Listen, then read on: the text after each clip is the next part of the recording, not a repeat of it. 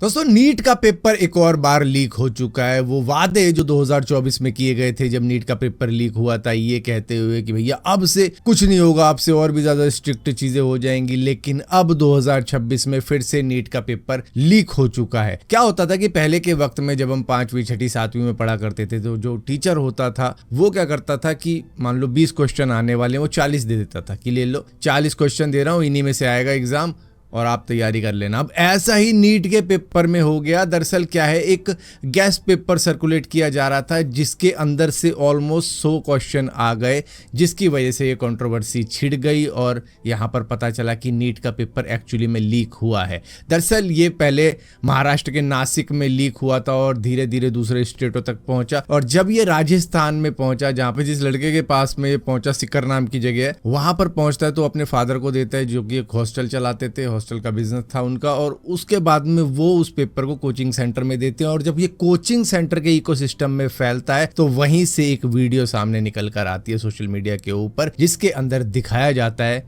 कि ये देखो, इस पेपर में से ऑलमोस्ट 100 क्वेश्चन मैच हो गए हैं जो कि सर्कुलेट हो रहा था स्टेट टू स्टेट। और शॉकिंग बात पता है क्या है, इस एग्जाम होने से पहले ये कई दिनों पहले तक इधर उधर सर्कुलेट हो रहा था, कई स्टेटों में ये जा चुका था, कोचिंग सेंटर में इसको बेचा जा रहा था, कई सारे लोगों ने इसको लाखों रुपए में बेचा है स्टूडेंट्स को, और जिन्होंने एग्ज़ाम दिया होगा ये पेपर मतलब जिनके हाथ में लगा होगा वो काफ़ी ज़्यादा खुश भी होंगे कि भैया हमारे तो काफ़ी ज़्यादा क्वेश्चन मैच हो गए। तो यहाँ पर इसी वजह से अब नीट का पेपर कैंसिल हो चुका है। अब इसको दोबारा से करवाया जाएगा। जिन्होंने अच्छा दिया एग्ज़ाम अपनी मेहनत करके, अब उनको दोबारा से मेहनत करनी पड़ेगी।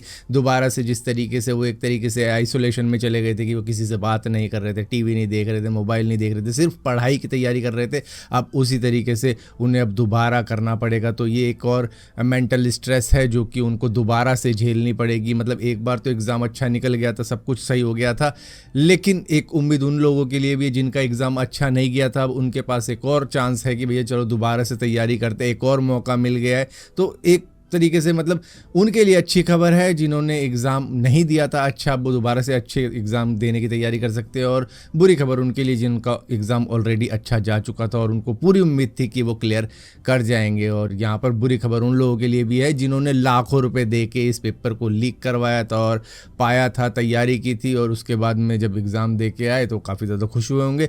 लेकिन अब ये एग्ज़ाम दोबारा से होगा। दोस्तों विंडोज़ 11 आपको काफ़ी ज़्यादा फास्ट फील होने वाला है 2026 की अपडेट के अंदर, क्योंकि ये अभी टेस्ट कर रहे हैं लो लेटेंसी प्रोफाइल का। इसके अंदर आपका CPU 100% पे चलेगा 1-2 सेकंड के लिए। जैसे कि आप कोई एप्लीकेशन ओपन करते हो तो उसको बहुत तेज़ी से ओपन करने के लिए वो 100% पे डाल देगा आपके CPU को। आप बूट कर रहे हो विंडोज़ 11 को तो भी वो काफ़ी तेज़ बूट होगा, क्योंकि वो 100% आपका CPU यूज़ करेगा। तो इस तरीके से आप कह सकते हो ये टेम्परेली आपको ओवरक्लॉक वाला फील देगा, जिससे कि आपको लगेगा आपका PC काफ़ी ज़्यादा फास्ट हो चुका है। दरअसल मैक ओएस के अंदर भी एग्जैक्टली यही सेम टेक्निक यूज़ की जाती है, या फिर आप कह लो उनके जो स्मार्टफोन होते हैं, आईफोन वगैरह जो होते हैं, उसके अंदर भी इस तरीके की चीज़ें यूज़ की जाती हैं कि आप जब कोई एप्लीकेशन खोलते हो तो एकदम से बूस्ट दे देता है, जिससे कि वो इंस्टेंटली ओपन हो जाती है और वो काफ़ी ज़्यादा स्मूथ आपको फील करवाता है। अब वही सेम चीज़ माइक्रोसॉफ्ट भी करने जा रहा है, जहाँ पर आपको जो एप्लीकेशन है वो 40% फास्टर ओपन होएंगी। जो स्टार्ट मेन्यू या कॉन्टेक्स्ट मेन्यू है वो 70% और ज़्यादा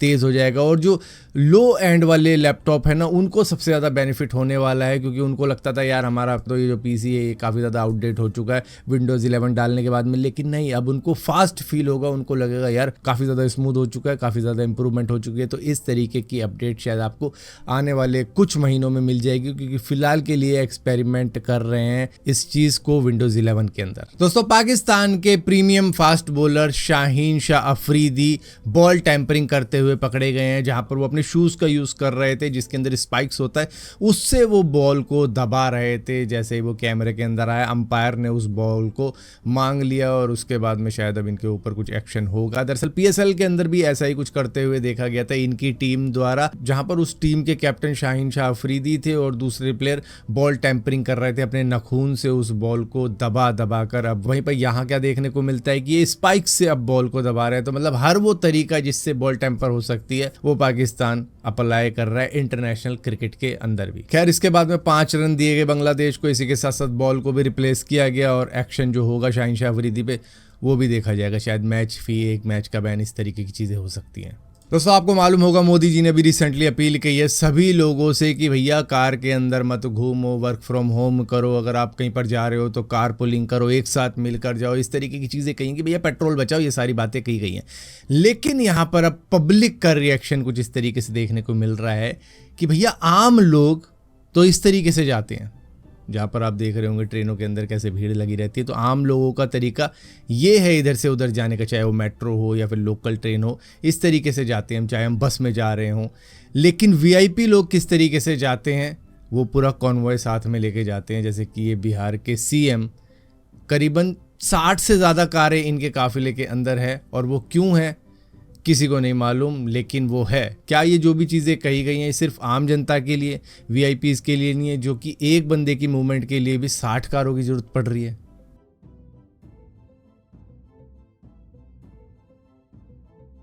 अच्छा दोस्तों, यहाँ पर पेट्रोल कम यूज़ करने की बात की गई थी ना, लेकिन इसका उल्टा ही हुआ। इससे पहले भी हुआ था जब मोदी जी ने लॉकडाउन की बातें करी थी कि हमें तैयार रहना चाहिए लॉकडाउन जैसी स्थिति के लिए, इस तरीके की बातें की गई थी। तब भी पेट्रोल पंप पे भारी भीड़ जमा हो गई थी कि भैया कुछ ना कुछ गड़बड़ होने वाली है तो पेट्रोल भरवा लेते हैं। कोई टंकी लेके पहुंच रहा था अपना पानी की कि 2000 लीटर डीजल ले गया, इस तरीके की भी चीज़ें हुई थी।